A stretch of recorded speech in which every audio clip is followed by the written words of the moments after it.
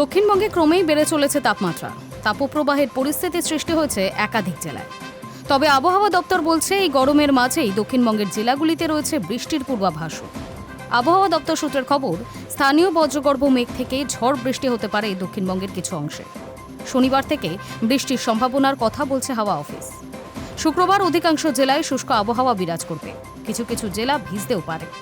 তাপপ্রবাহের সতর্কতা রয়েছে পশ্চিম বর্ধমান, ঝাড়গ্রাম, পুরুলিয়া, বাঁকুড়া, বীরভূম, পশ্চিম মেদিনীপুরে। আবহাওয়া দপ্তর বলছে ২৬শে এপ্রিল পর্যন্ত দক্ষিণবঙ্গের একাধিক জেলায় তাপপ্রবাহের মতো পরিস্থিতি থাকবে।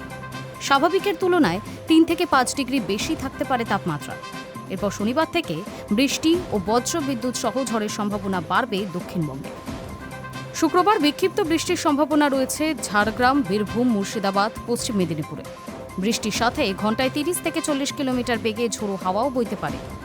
শনিবার ও রবিবার বৃষ্টির দাপট বাড়বে বীরভূম, মুর্শিদাবাদ, নদিয়া, পূর্ব ও পশ্চিম বর্ধমান, পুরুলিয়া, বাঁকুড়ার মতো জেলাগুলিতে।